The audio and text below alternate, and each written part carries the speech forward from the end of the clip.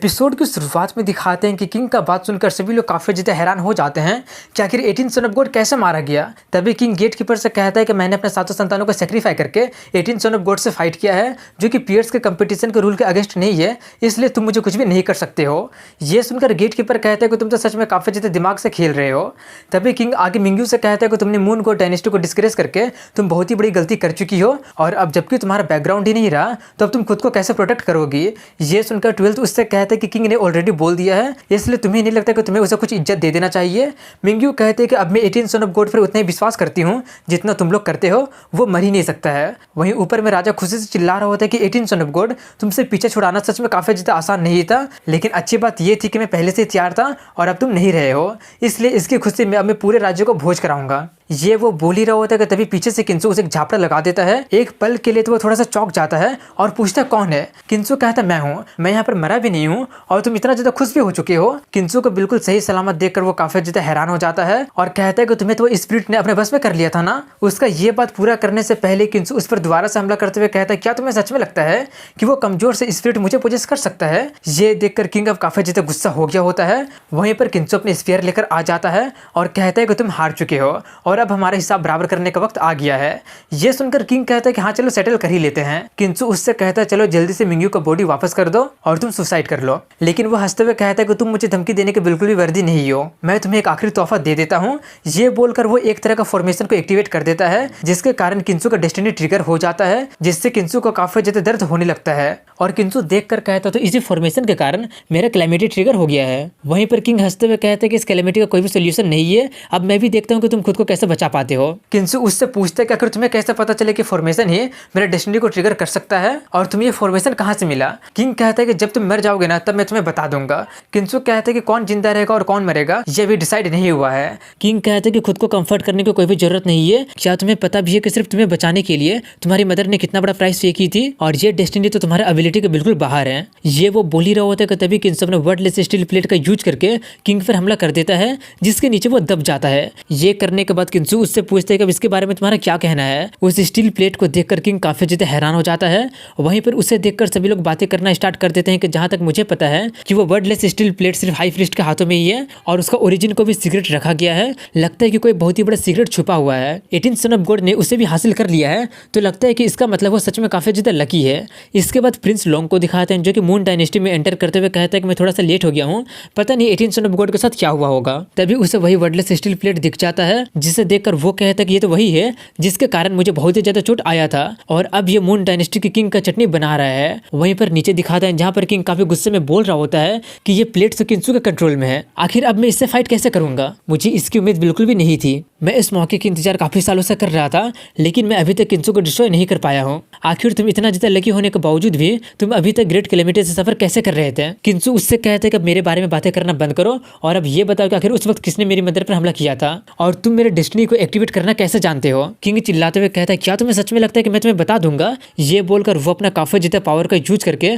उस steel plate को अपने ऊपर से हटा लेता है और कहता है कि अगर आज मैं मारा भी जाऊंगा ना तो तुम्हें भी अपने साथ लेकर जाऊंगा। ये बोलकर वो उस पर हमला करते हुए कहता है कि तुम अभी भी काफी ज्यादा केयरलेस हो, क्योंकि इतना कम डिस्टेंस में तो गेट कीपर का कोई एक्शन लेने से पहले मैं तुम्हें खत्म कर दूंगा। ये देखकर उसके दोस्त थोड़े से घबरा जाते हैं, लेकिन वहीं पर किंसु बिल्कुल भी नहीं घबराता है और वो अपने स्पीयर को लेकर आता है उसके अटैक से खुद को डिफेंड करने के लिए। ये देखकर किंग कहता है क्या तुम्हें सच में लगता है कि तुम्हारा वो टूटा हुआ स्पीयर मेरे अटैक को रोक सकता है।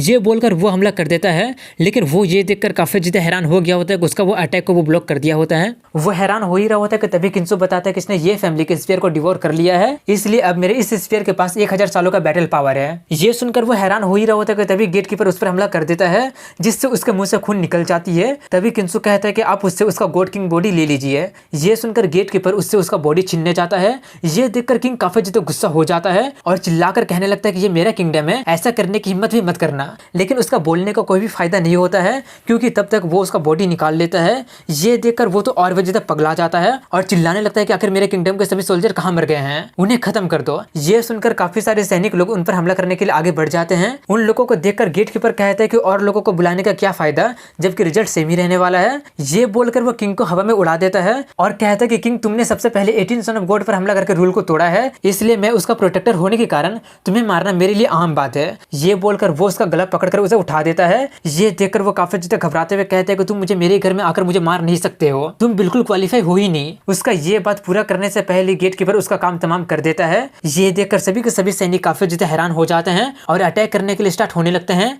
लेकिन तभी सेवेंथ प्रिंस आकर उन सभी लोगों को रुकने के लिए बोलता है और मिंग्यू कहते हैं कि तुम लोग तो सिचुएशन को देख ही रहे हो, किंग और सभी प्रिंस और प्रिंसेस मारा गया है सिर्फ सेवेंथ प्रिंस को छोड़कर, इसलिए रूल्स को फॉलो करो, अब से सेवेंथ प्रिंस नया राजा है। ये सुनकर पहले तो वो लोग थोड़े से हिचकिचा रहे होते हैं। तभी मिंग्यू कहते क्या तुम लोग किंग का ऑर्डर को डिसओबे करने की कोशिश कर रहे हो? जो लोग भी नया राजा को डिसरिस्पेक्ट करेगा उनका सर कलम कर दिया जाएगा। ये सुनकर वो सभी के सभी लोग जल्दी से अपने घुटने पर आकर अपने नए राजा को ग्रीट करते हैं। सेवेंथ को बिल्कुल स्टैचू के जैसे खड़े देखकर मिंग्यू उससे पूछती है कि अब तुम किसका इंतजार कर रहे हो? सेवेंथ हैरानी से पूछता है कि मैं ऐसे ही राजा बन गया। मिंग्यू कहते कि भूलना मत कि ये सब तुम्हें 18 सन ऑफ गॉड के कारण ही मिला है, बिना 18 सन ऑफ गॉड के तुम राजा नहीं बन सकते थे, और ये मत भूलना कि लाइफ और डेथ अनप्रिडिक्टेबल है। ये सुनकर सेवेंथ आगे बढ़ते हुए सोचते हैं कि अभी मैं सिर्फ सिचुएशन के अकॉर्डिंग एक्ट कर सकता हूँ, ये सभी कुछ मुझे किंसू के कारण ही मिला है और उसी के कारण मैं फिर से इंसानों के जैसा जी सकता हूँ। ये सोचकर वो किंसू को थैंक्स बोलता है और कहता है कि मैं प्रॉमिस करता हूँ कि अब से मून गॉड डायनेस्टी आपको हमेशा ऑनर करेगी। ये बोलकर वो अपने सभी सैनिकों से कहते हैं कि पिछले राजा के ऊपर शैतान हावी हो गया था, इसलिए उसने बिना किसी कारण के लगभग सभी प्रिंस और प्रिंसेस को